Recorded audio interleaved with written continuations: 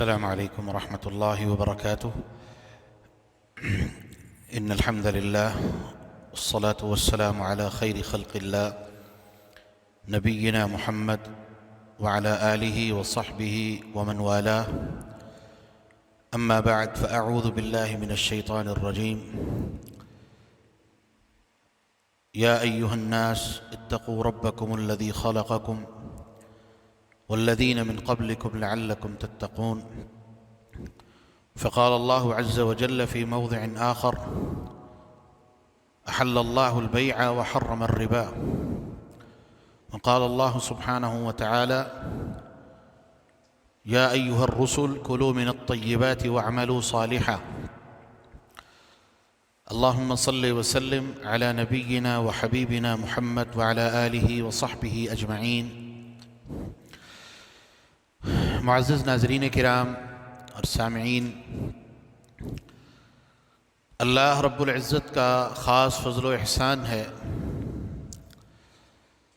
کہ اس نے ہمیں یوں ہی بیکار اور فضول اور لا یعنی پیدا نہیں کیا،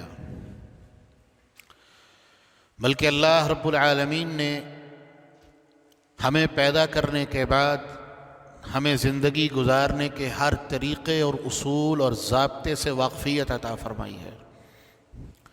افحسبتم انما خلقناکم عبثا، کیا تم یہ سمجھتے ہو کہ تم یوں ہی بیکار اور فضول پیدا کر دیے گئے ہو؟ قطعاً ایسا نہیں ہے۔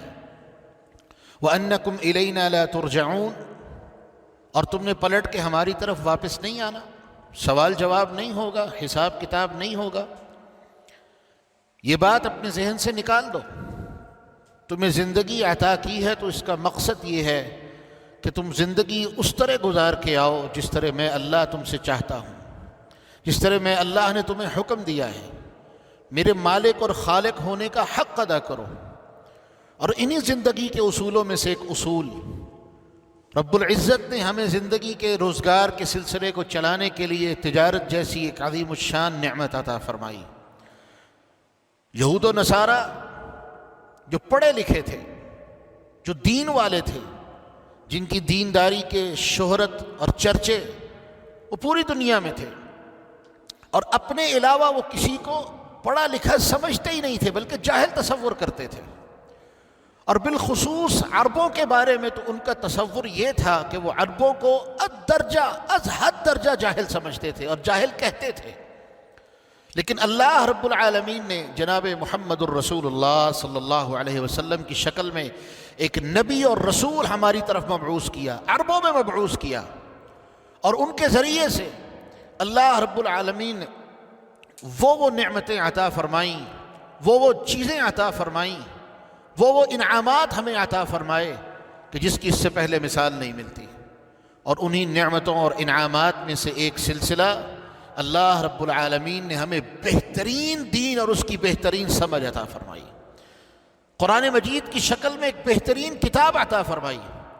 اور اس سے بھی بڑا انعام کہ اس کتاب کے اندر اللہ رب العالمین نے ہر چھوٹی سے چھوٹی چیز جس کا تعلق انسان کی زندگی کے ساتھ کسی طرح سے بھی ہے، اللہ رب العالمین نے اس کی معرفت ہمیں اس کتاب کے ذریعے عطا فرما دی، اس کے احکامات ہمیں عطا فرما دیے۔ انہی چیزوں میں سے ایک چیز یہ تجارت کے سلسلے۔ یہودی تجارت وہ تجارت کرتے تھے جو اللہ نے ان کے لیے حلال کی تھی، اور وہ تجارت بھی کرتے تھے جو اللہ نے ان کے لیے حلال نہیں کی تھی۔ اور وہ بابانگ دہل یہ کہتے تھے: احل اللہ البیع وحرم الربا۔ جب اس سے پہلے یہ حکم نہیں آیا تھا، وہ بابانگ دہل کہتے تھے کہ سود بھی تو ایک تجارت ہے، اس کے ذریعے سے ہم اپنے مال کی تجارت کرتے ہیں، کسی کو مال دیتے ہیں تو مال کے بدلے میں ہم منافع کماتے ہیں، یہ بھی تجارت ہے۔ تو میرے مالک نے اعلان کر دیا: احل اللہ البیع وحرم الربا، میں اللہ سود کو حرام قرار دے رہا ہوں، اور یہ سود آج سے حرام نہیں ہے۔ اگر ہم تفسیروں کا مطالعہ کریں تو ہمیں پتہ چلتا ہے رب العالمین نے اس کو زمانہ قدیم سے انسانوں کے لیے حرام قرار دے دیا تھا۔ اور کس چیز کی اجازت دی تھی؟ احل اللہ البیع، اللہ نے تجارت کی اجازت دی تھی، خرید و فروخت کی اجازت دی تھی، اور پھر اس کے ساتھ ساتھ ہمیں رسول اللہ صلی اللہ علیہ وسلم کی زبانی اور قرآن مجید کی شکل میں بہترین رہنمائی عطا فرمائی کہ تجارت کے بہترین اصول کیا ہیں، کون سی ایسی تجارت ہے جس کو تم مکمل کر کے، جس کو سر انجام دے کے تم دنیا اور آخرت دونوں جہانوں میں کامیاب ہو سکتے ہو۔ تو آج اللہ کی توفیق سے ہم تجارت کے ان کچھ اصولوں پر، اور وہ تاجر جو ان اصولوں پر چلنے والا ہے اس کی اللہ کے ہاں فضیلت کیا ہے، اس کے اوپر بات کریں گے۔ اللہ سے دعا ہے اللہ ہمیں سمجھنے اور عمل کرنے کی توفیق عطا فرمائے۔ محترم ناظرین و سامعین، ہماری تجارت کے معاملے میں سب سے بڑی غلط فہمی یہ ہے کہ ہم تجارت کے ذریعے سے ایک امپائر کھڑا کرنا چاہتے ہیں، بہت بڑی جائیداد اور اسٹیٹ اور سلطنت بنانا چاہتے ہیں۔ تجارت کا قطعاً یہ مقصد نہیں تھا، تجارت دو طرفہ چیز تھی۔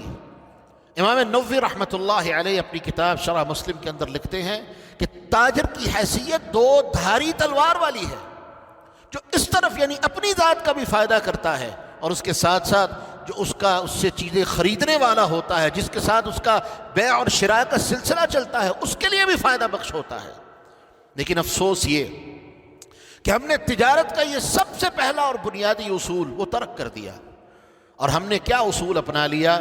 ہم نے تجارت کی بنیاد ہی اس نیت اور اصول پر رکھی کہ میں تجارت اس لیے کرتا ہوں، کاروبار اس لیے کرتا ہوں کہ اس کے ذریعے سے میں بہت بڑی جائیداد، بہت بڑی سلطنت، بہت بڑی کوٹھیاں، بہت بڑے محلات، ان چیزوں کے بارے میں اور ان چیزوں کو میں اپنی زندگی میں جمع کر لوں، یہ میری زندگی اور کاروبار کا مقصد ہے۔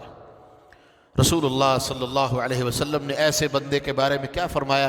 فرمایا جس بندے کو دنیا سے محبت ہو جائے، اور خاص طور پہ فرمایا زمینیں خریدنے سے اسے محبت ہو جائے، وہ اپنے آپ کو زمینیں خریدنے کے کام میں لگا دے، فرمایا لا خیر فیہ، اس بندے کے اندر سے خیر ختم ہو گئی ہے۔ آج ایک اچھا تاجر، ذرا اس کی ہسٹری آپ چیک کریں تو کیا ہوگا؟ ایک مکان میں وہ خود رہ رہے، 2 مکان بچوں کے نام ہیں، 3 مکان کرائے پہ چڑھے ہوئے ہیں، 2-3 مارکیٹیں ہیں، اور اس کے بعد بھی اس کی زبان پر رونا ہی باقی ہے۔ لا خیر فیہ، جب تم نے اللہ کے اصولوں کو توڑ دیا، لا خیر فیہ، اب تمہارے اندر اور تمہارے ہر معاملے سے اللہ نے خیر کو ختم کر دیا ہے۔ تجارت کا پہلا اصول کیا ہے کہ تجارت سے انسان نفع بھی کماتا ہے، لیکن صرف نفع کمانا مقصد نہیں بلکہ لوگوں کو فائدہ دینا مقصد ہے۔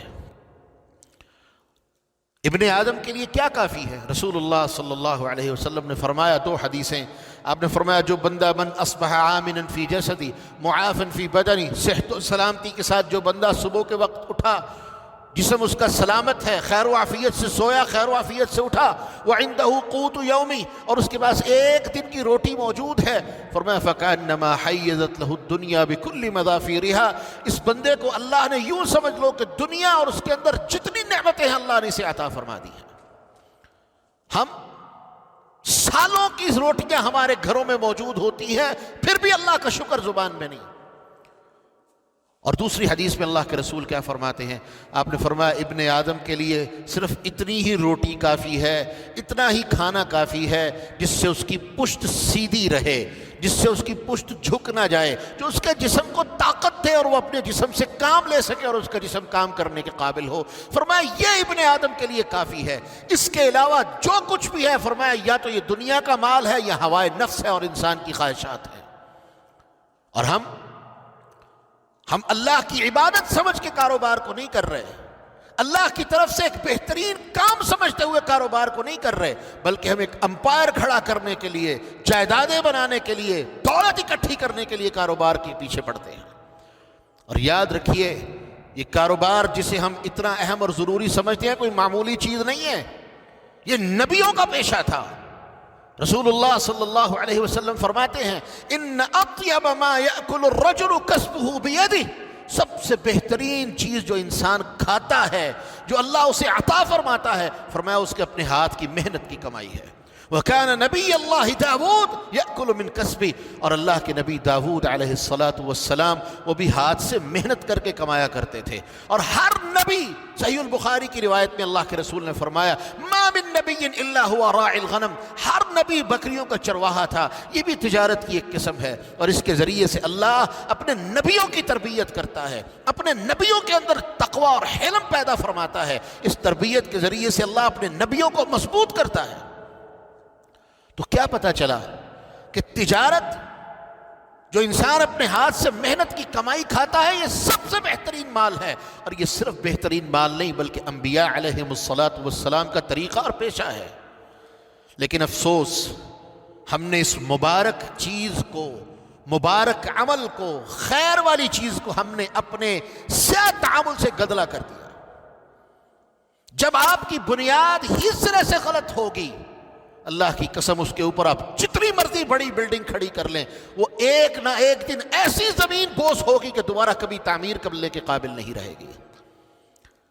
حدیث میں آتا ہے، رسول اللہ صلی اللہ علیہ وسلم فرماتے ہیں، جامع ترمذی وغیرہ کی حسن روایت ہے، اللہ کے رسول صلی اللہ علیہ وسلم فرماتے ہیں، التاجر الصدوق الامین، اور دوسری روایت کی لفظ ہے التاجر المسلم الصدوق الامین مع النبیین والصدیقین والشہداء یوم القیامہ، وفی روایت مع النبیین والصدیقین یوم القیامہ، کہ وہ مسلمان تاجر جو اللہ سے ڈرنے والا ہے۔ دو شرطیں اللہ کے رسول نے بیان کی، الصدوق الامین، جو سچا ہے اور امانت دار ہے۔ یہ آج دونوں چیزیں مفقود ہو چکی ہیں، اور اللہ کے رسول نے کیا کہا تھا کہ جب لوگوں میں سے امانت ختم ہو جائے تو جان لینا قیامت بہت قریب ہے۔ آج امانت ختم ہو چکی ہے، ہمیں قیامت کا انتظار کرنا ہوگا، بلکہ یہ بھی تو ایک قیامت ہی ہے کہ انسان اپنے آپ کو بڑا اچھا ظاہر کرے، لیکن اپنے عمل کے اعتبار سے اور اپنی تجارت کے اعتبار سے اس کا تعامل اور اس کا اسلوب اتنا گھٹیا ہو کہ انسان اپنے اس بندے کے تعامل پر اور اس بندے کی شخصیت کو لے کے اپنی آنکھیں شرم سے جھکا لے۔ اور پھر ہمارا دعویٰ کیا ہے؟ ہم عاشق رسول بھی ہیں۔ اللہ اکبر، ایسا عشق اور ایسی نسبت، اللہ کی قسم شرم آتی ہے۔ اگر تم عاشق رسول ہو، اللہ کے رسول سے محبت کا دعویٰ کرتے ہو، تو میرے رسول وہ ذات تھے جن کی صداقت کی اور امانت کی گواہیاں تو مشرکین مکہ بھی دیتے تھے۔ مشرکین مکہ اعلانیہ کہتے تھے، اللہ کی قسم محمد سے بڑھ کے سچا اور محمد سے بڑھ کے امانت دار ہم نے کوئی نہیں دیکھا۔ اور اماں جی خدیجہ سلام اللہ علیہا، اللہ کے رسول صلی اللہ علیہ وسلم کے ساتھ ان کی رشتے کی بنیادی وجہ اور سبب ہی اللہ کے رسول کی امانت داری تھی۔ تو اللہ کے رسول نے کیا فرمایا؟ التاجر الصدوق الامین، جو سچا اور امانت دار تاجر ہے اور مسلمان ہے، اللہ رب العالمین اس تاجر کو وہ انعام عطا فرمائے گا جو عام کسی بندے کو نصیب نہیں ہوگا، اور وہ یہ ہوگا کہ اللہ کل قیامت دن اس کو نبیوں کی فہرست میں اور سچے لوگوں کی، صدیقین کی فہرست میں اور ان کی صفوں میں اس کو شامل فرمائے گا۔ اس حدیث کی شرح میں امام سندھی نے ایک بات نقل کی ہے کہ تاجر کے لیے اتنا بڑا انعام کیوں؟ نبیوں کی صف میں کھڑا ہے، سچے لوگوں کی صف میں کھڑا ہے۔ اللہ اکبر، سوال تو بنتا ہے نبیوں کی صف میں کیوں؟ نبی امت کا خیر خواہ ہوتا ہے، نبی امت کے لیے ایک درد اپنے سینے میں رکھتا ہے۔ تجارت کا پہلا مقصد، تجارت کی پہلی بنیاد وہ لوگوں کے درد کے اوپر رکھی جاتی ہے، اپنا منافع اور اپنی جیب بھرنے کے لیے نہیں، بلکہ تجارت کی پہلی بنیاد اور پہلی نیو اور پہلی اینٹ اس بات پہ رکھی جاتی ہے کہ میں اپنی اس تجارت کے ذریعے سے لوگوں کی جو محتاج ہیں، مسکین ہیں، نادار ہیں، ان کی مدد کروں گا۔ ہر بندہ منافع نہیں دے سکتا آپ کو، بلکہ کوئی بندہ تو خریدنے کے قابل بھی نہیں ہوتا۔ یہی تو تاجر کی سب سے بڑی خوبی ہے کہ جس طرح نبی کے دل میں امت کے لیے تڑپ اور محبت ہوتی ہے، تاجر کو بھی اللہ نے یہ انعام اور مقام اسی لیے عطا فرمایا کہ یہ امت کا تڑپ اور امت کا درد اپنے سینے میں رکھ کے لوگوں کی خدمت کرتا ہے۔ اور پھر فرمایا والصدیقین، صدیقین کی صف میں اللہ اسے کھڑا کرے گا۔ کیوں کھڑا کرے گا صدیقین کی صف میں؟ صرف اسی لیے کہ اس بندے کے سامنے تھا، جھوٹ بول کے جتنا چاہتا کما سکتا تھا، دھوکہ دے کے جتنا چاہتا اپنی جیب کو بھر سکتا تھا، لیکن اس نے سچ بولا ہے، اس نے سچی بات کی ہے، اپنی چیز کا نقص بھی بیان کیا ہے، اپنی چیز کے فالٹ کو بھی واضح کیا ہے، اپنی چیز کے بارے میں مکمل آگاہی اپنے گاہک کو اور کسٹمر کو دے دی ہے۔ رسول اللہ صلی اللہ علیہ وسلم فرماتے ہیں البیعان بالخیار ما لم یتفرقا، یہ خرید و فروخت کرنے والے جب تک یہ الگ نہ ہو جائیں، جدا نہ ہو جائیں، ان کو اللہ نے چوائس دے دی ہے، اختیار دے دیا ہے، خیر دے دی ہے، جب تک کہ یہ جدا نہ ہو جائیں۔ اور فرمایا جب یہ جدا ہو جاتے ہیں تو دو چیزوں میں سے ایک چیز ہوگی، یا تو سچ بولیں گے، بیچنے والے نے سچ بولا، اپنی چیز کے نقص کو واضح کیا، اپنی چیز کے عیب کو کھل کے بیان کر دیا، اور اس کے بعد خریدنے والے کو بات سمجھ آئی، اس نے خرید لیا۔ رسول اللہ صلی اللہ علیہ وسلم فرماتے ہیں بورکت لہما فی بیعہما، اللہ ان دونوں کو ان کی تجارت میں برکت دے گا۔ اور اگر جھوٹ بولا، جھوٹ بول کے مال کما لیا، جھوٹ بول کے اپنا فائدہ کما لیا اور اگلے بندے کا نقصان کر دیا، رسول اللہ صلی اللہ علیہ وسلم فرماتے ہیں محقت برکتہما فی بیعہما، جس نے بھی جھوٹ بولا ہے اور دھوکے بازی اور بے ایمانی کی ہے، اللہ کے رسول فرماتے ہیں ان دونوں کی تجارت کے اندر اللہ برکت ختم کر دیتا ہے۔ جس بندے نے بھی جھوٹ بولا اور دھوکہ دیا، فرمایا یہ بندہ، اس کی تجارت سے برکت ختم ہے۔ مسند احمد وغیرہ کے اندر مدینہ منورہ کا واقعہ حسن سند کے ساتھ موجود ہے۔ رسول اللہ صلی اللہ علیہ وسلم مدینہ کے ایک بازار میں گئے، پچھلے دن بارش ہوئی تھی تو دیکھا کہ ہر تاجر کا غلہ گیلا ہے۔ یہ ہے امانت داری کہ جس کا غلہ گیلا ہے اس نے کھلے عام رکھا ہوا ہے، میرا غلہ گیلا ہے، جیسا ہے تمہارے سامنے ہے۔ لیکن ایک تاجر ایسا تھا کہ جس کا غلہ خشک تھا، اور بارش کے اس موسم میں خشک غلہ خریدنے کی چاہت کس کو نہیں ہوگی۔ رسول اللہ صلی اللہ علیہ وسلم کے ذہن مبارک میں کچھ آیا، آپ نے اپنا ہاتھ اس غلے کے ڈھیر میں ڈالا تو آپ کے ہاتھ کو نمی محسوس ہوئی۔ آپ نے کہا یہ کیا ہے؟ کہ اللہ کے رسول آپ کو پتہ ہے کل بارش آئی تھی تو میں نے گیلے غلے کو نیچے دفن کر دیا اور سوکھا غلہ اس کے اوپر ڈھیر کر دیا ہے۔ تو اللہ کے رسول نے کیا فرمایا؟ فرمایا من غش فلیس منا، جو دھوکہ دینے والا ہے، جو دکھا کے کچھ اور دینے والا کچھ اور ہے، فرمایا امت محمد سے اس کا کوئی تعلق نہیں ہے۔ اور آج ایک رپورٹ پڑھنے کا اتفاق ہوا جمعے کے بعد، اس رپورٹ نے ایک دل پہ بڑا گہرا اثر چھوڑا۔ دنیا کے اندر دیانتداری میں، سچائی میں، صدق میں، خاص طور پہ اس سے مراد دنیا کے ساتھ تعامل کا صدق ہے، لین دین میں، چیزوں میں، ٹیکنالوجی میں وغیرہ وغیرہ، جاپان سب سے پہلے نمبر پہ ہے۔ جاپان سب سے پہلے نمبر پہ ہے۔ اور مقام افسوس یہ کہ کوئی مسلمان ٹاپ 50 میں بھی شامل نہیں ہے، کوئی مسلمان ملک۔ انڈونیشیا ہے، پاکستان ہے، یہ سارے 100 کے بعد ان کے درجے ہیں، 100 رینک کے بعد ان کے درجے ہیں۔ اور 100 کے اندر کون سے ممالک ہیں؟ جو کفار ہیں، جو بدھ مت ہیں، جو اللہ کے دشمن ہیں، لیکن اپنے تعامل کے اعتبار سے اللہ کی قسم وہ ہمارے لیے ایک نمونہ چھوڑ جاتے ہیں۔ افسوس کا مقام یہ کہ ہم دھوکہ کس کو دے رہے ہیں؟ اپنے آپ کو یا اللہ کو؟ اللہ کی قسم کوئی اللہ کو دھوکہ نہیں دے سکتا، ہم اپنے آپ کو برباد کرنے والے ہیں۔ رسول اللہ صلی اللہ علیہ وسلم نے تاجروں کو مخاطب ہوتے ہوئے فرمایا، آپ منڈی تشریف لے جا رہے تھے، آپ نے کہا یا معشر التجار، اور تاجروں کی جماعت، سارے کے سارے تاجروں نے اللہ کے رسول کی طرف رخ کیا، کہا جی اللہ کے رسول حکم فرمائیے۔ فرمایا یاد رکھو تم میں سے اکثر تاجر ایسے ہوں گے جو اللہ کے ہاں جب پیش ہوں گے تو وہ فاجر ہوں گے۔ فاجر سے مراد بڑے گناہ کرنے والا، بڑے بڑے گناہوں والے ہوں گے۔ صحابہ نے کہا اللہ کے رسول کیا اللہ نے قرآن میں نہیں کہا احل اللہ البیع وحرم الربا، کہ اللہ نے تو تجارت کو حلال کیا ہے، تو پھر ہم فاجر کیسے ہوئے؟ کہا تم فاجر ایسے ہو کہ جب تم بات کرتے ہو تو جھوٹ بولتے ہو، اور اس کے ساتھ ساتھ فرمایا جب تم اپنی چیزوں کو بیچنا چاہتے ہو تو جھوٹی قسمیں اٹھاتے ہو۔ اللہ اکبر۔ آج بتائیے کون سا ایسا تاجر ہے جو ان چیزوں سے خالی ہے؟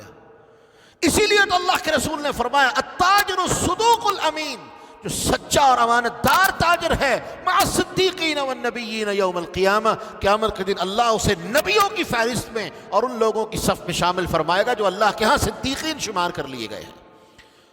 لیکن آج اگر ہم اپنا محاسبہ کریں، اللہ کی قسم اس سچ میں شامل نہیں ہوتے۔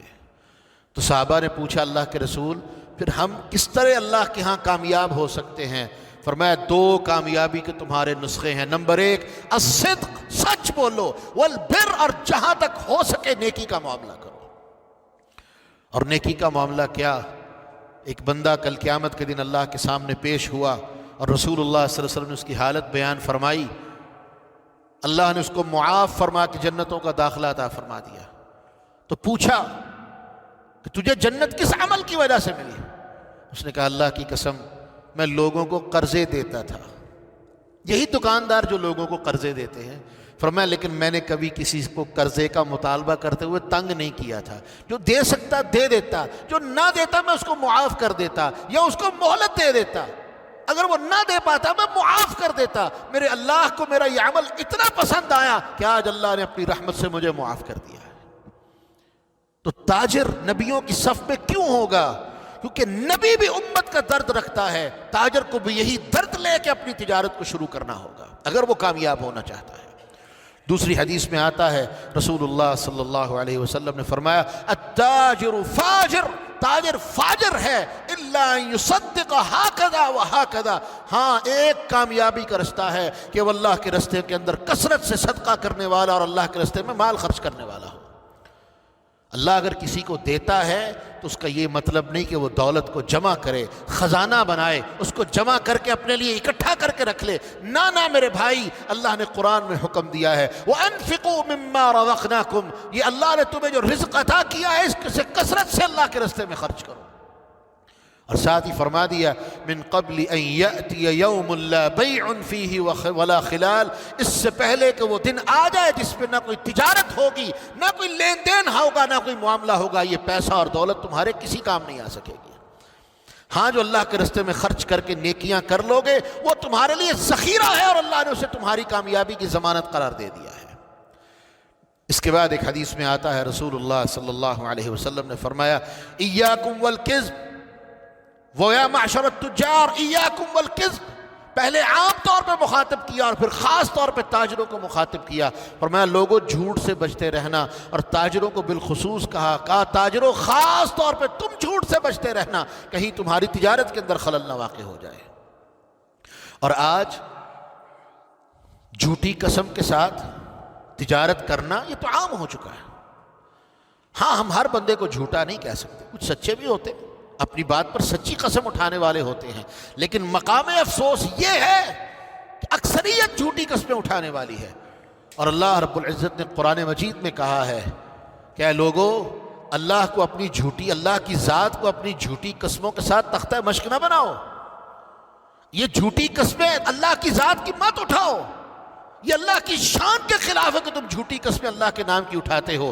یہ تو اس کا صبر ہے کہ تمہاری جھوٹی قسموں پہ وہ صبر کرتا ہے اور تمہیں مہلت دے دیتا ہے اور معاف فرما دیتا ہے۔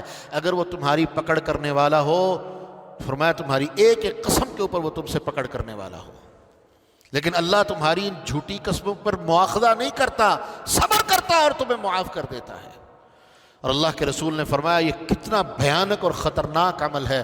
فرمایا 3 بندے ایسے ہیں جن کو کل قیامت کے دن اللہ دیکھنا بھی پسند نہیں فرمائیں گے۔ بات کرنا، حساب کتاب کرنا تو دور کی بات، دیکھنا بھی پسند نہیں فرمائیں گے۔ کون سے لوگ؟ ان 3 میں سے ایک بندہ کون ہے؟ والمنفق سلعته بالحلف الكاذب، جو بندہ اپنی تجارت کو، اپنے سامان کو، اپنی خرید و فروخت کو جھوٹی قسم کے ساتھ بیچنے والا ہوتا ہے۔ اب بتائیے کتنے تاجر ایسے ہیں جو آج جو یہ باتیں ہم نے آپ کے سامنے رکھی ہیں ان کے اندر آنے والے ہیں؟ کون ہے جو اللہ کے راستے میں خرچ کرنے والا ہو؟ کون تاجر ہے جو جناب عثمان رضی اللہ عنہ کی طرح اور عبد الرحمن ابن عوف رضی اللہ عنہ کی طرح ہو؟ یہ وہ تاجر تھے کہ اللہ نے ان کو مال عطا کیا تو انہوں نے اللہ کے راستے میں خرچ کیا، اور اس طرح خرچ کیا کہ خرچ کرنے کا حق ادا کر دیا، یہاں تک کہ رسول اللہ صلی اللہ علیہ وسلم نے سیدنا عثمان رضی اللہ عنہ کو یہاں تک کہہ دیا ما ضر عثمان ما عمل بعد اليوم، آج کے بعد عثمان اگر کوئی عمل نہ بھی کرے تو اس کو اس کا عمل نہ کرنا کوئی نقصان نہیں دے گا۔ اس نے اپنے رب کو اتنا راضی کر لیا ہے، مال اللہ کے راستے میں اتنا خرچ کیا ہے کہ آج اللہ اس سے راضی ہو چکا ہے، میں محمد اس سے راضی ہو چکا ہوں صلی اللہ علیہ وسلم۔ لیکن مقام افسوس یہ کہ ہم صحابہ کے قصے تو بیان کرتے ہیں، صحابہ کی یہ باتیں سناتے تو ہیں، لیکن عمل میں کسی جگہ پر بھی صحابہ کی ذات اور اللہ کے رسول کا اسوہ ہمارے معاملے میں شامل نہیں ہے، کہیں بھی ہمارے معاملے میں چیز شامل نہیں ہے۔ اور اللہ نے قرآن مجید میں کہا ہے کہ ایمان والو، میں تمہیں ایک ایسی تجارت نہ بتاؤں، ایسی تجارت جس میں صرف فائدہ ہی فائدہ ہے، کوئی نقصان نہیں ہے۔ هل ادلکم علی تجارہ تنجیکم من عذاب علیم، جو تمہیں عذاب علیم سے بھی بچا لے اور کامیابی کے راستے پہ لے کے چلے، ایسی تجارت نہ بتاؤں؟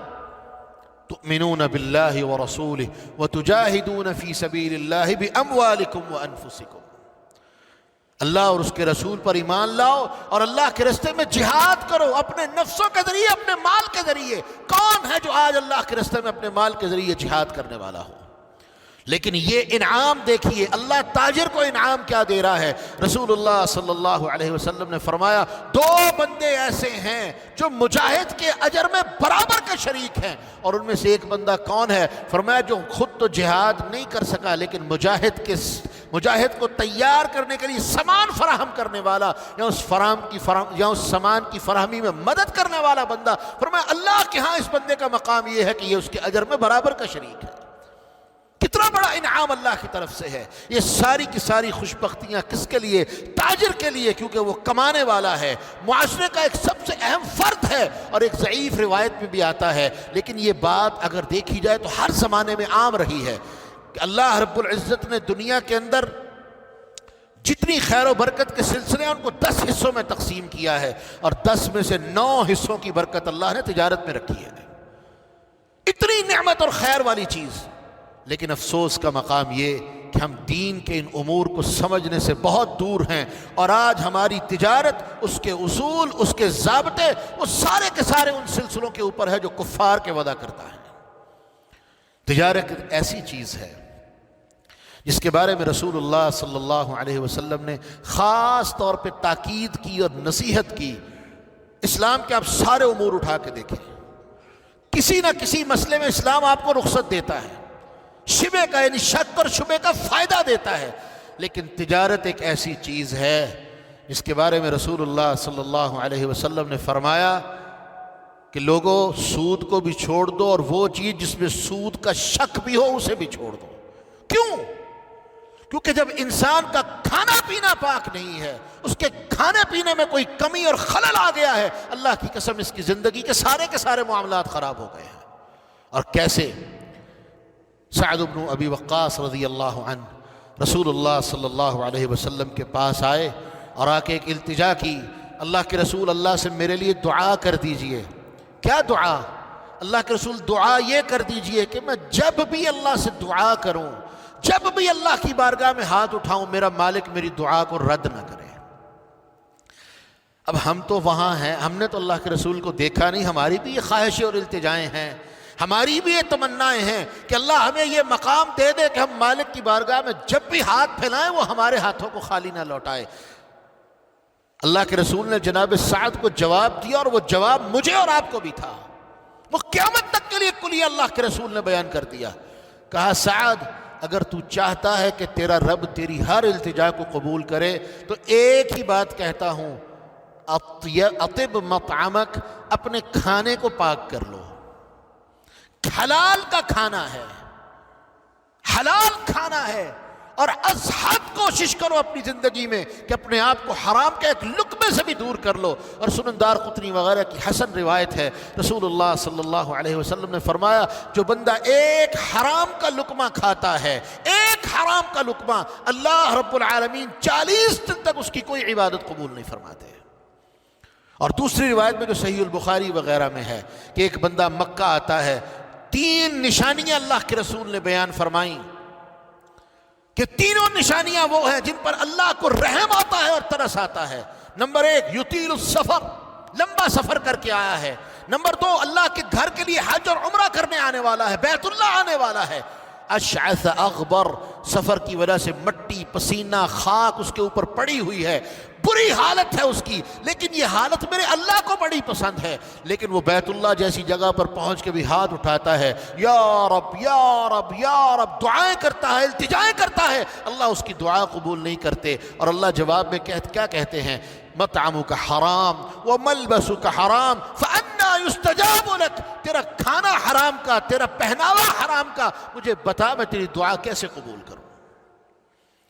اللہ چاہے تو قبول کرنے پر قادر ہے، لیکن میرے اللہ نے اصول بنا دیا ہے۔ تمام حضرات یہ اصول یاد کر لیجئے، یہ اصول ان شرائط میں سے شرط ہے جو محدثین اور علماء نے عمل کی قبولیت کے لیے بیان کی ہیں۔ اور وہ شرط کیا ہے کہ اگر آپ چاہتے ہیں آپ کی عبادت اللہ کے ہاں قبول ہو، تو جہاں دیگر شرطیں ہیں وہاں یہ بھی شرط ہے، اپنے کھانے کو پاک کرو، اپنے کھانے کو حلال کا بناؤ، اس بات کا یقین کرو جو میں نے کمایا ہے حلال کا کمایا ہے، میرے کھانے میں حرام شامل نہیں ہے، میرا کھانا حرام سے پاک ہے۔ جب اس بات کا یقین ہو جائے تو یاد کر لو، پھر اس بات کا بھی یقین اپنے ذہن میں بٹھا لو کہ اللہ تمہاری عبادتوں کو بھی قبول کرے گا، تمہاری دعاؤں کو بھی قبول کرے گا اور تمہارے اوپر اپنی رحمتیں فرمائے گا۔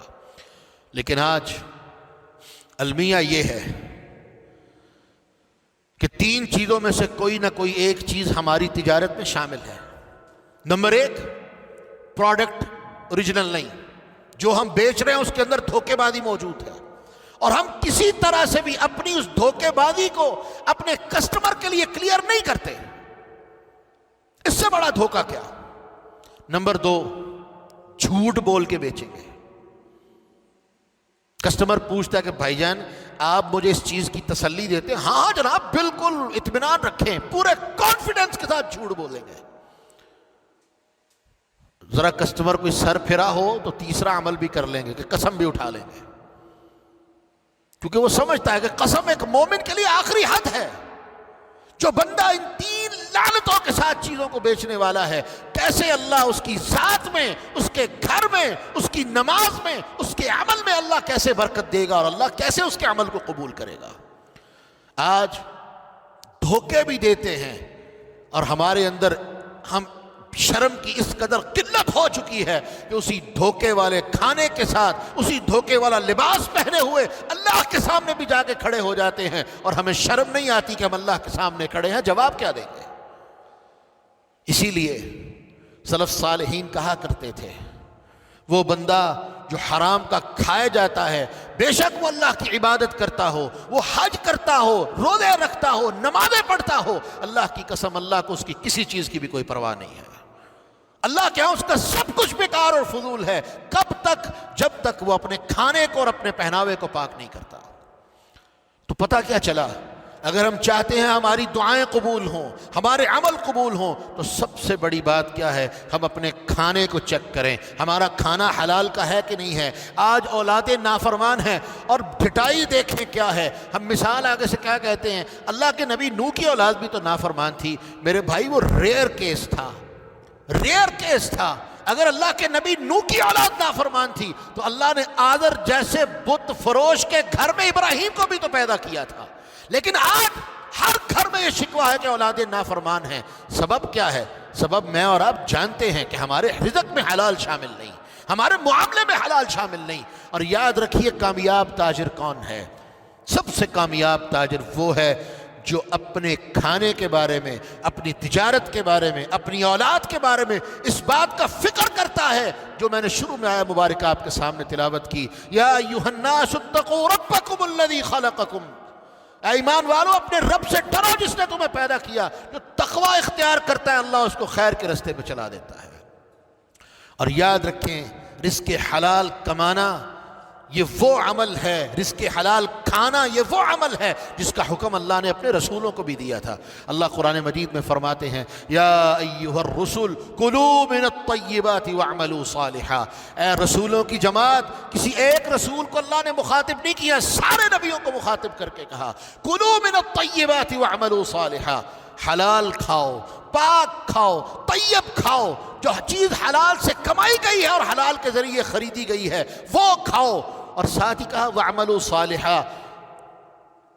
تفسیر کبیر کے اندر امام رازی نے ایک نقطہ بیان کیا ہے، وہ فرماتے ہیں ان دو چیزوں میں نسبت ہے۔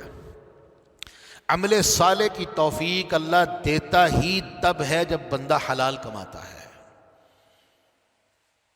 عمل صالح کی توفیق، اور عمل صالح یاد رکھیں ہمیشہ وہ عمل ہوتا ہے جو اللہ کے ہاں قبول ہو۔ جو قبول ہونے والا عمل ہے اس کی شرط اور بنیاد کیا ہے کہ وہ عمل اللہ اس کی توفیق تب ہی دیتا ہے جب رزق حلال کھایا اور کمایا جائے۔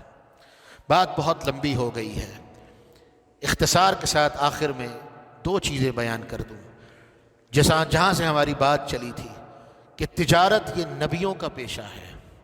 تجارت، اللہ کے ہر نبی تجارت کرتے رہے اور مختلف طرح سے کسب حلال کماتے رہے، اور اللہ کے رسول نے فرما دیا کہ سب سے بہترین چیز جو انسان کھاتا ہے وہ اس کے ہاتھ کی محنت اور ہاتھ کی کمائی ہے۔ لیکن کب؟ جب وہ حلال ہوگی۔ محنت تو وہ بھی کرتا ہے جو حرام بیچ رہا ہے، جو حرام کما رہا ہے وہ بھی تو محنت کرتا ہے، لیکن اس کی محنت اس کے کسی کام آنے والی نہیں ہے۔ اور دوسری چیز، تاجر کو جو عظیم مقام اللہ کے رسول نے وعدہ فرمایا کہ نبیوں کے ساتھ ہوگا، صدیقین کے ساتھ ہوگا، وہ صرف اسی لیے کہ تاجر امت کا درد لے کے چلتا ہے۔ تاجر کے سینے میں ایک تڑپ ہوتی ہے کہ وہ نہ خود حرام کھانا چاہتا ہے، نہ اپنے کسی محبت والے کو اور اپنے کسی کسٹمر کو حرام کھلانا چاہتا ہے۔ وہ اپنے لیے بھی حرام سے اتنی ہی نفرت کرتا ہے جتنی اپنے کسی غیر کے لیے کرتا ہے۔ اس لیے میرے محترم، اپنے رزق کو پاک کیجئے، اس کا جائزہ لیجئے، اپنے عمل کا جائزہ لیجئے، کیونکہ اگر ہمارا رزق پاک نہیں، ہم جتنی مرضی عبادتیں کر لیں اللہ کے ہاں ان کی کوئی حیثیت نہیں۔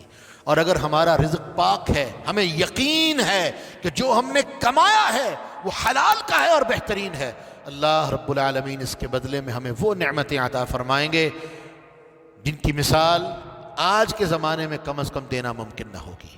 اللہ سے دعا ہے اللہ رب العالمین ہمارا سننا سنانا اپنی بارگاہ میں قبول فرمائے، اور اللہ جزائے خیر دے شیخ مختار جامعی حفظہ اللہ کو اور دیگر ان کے معاونین کو۔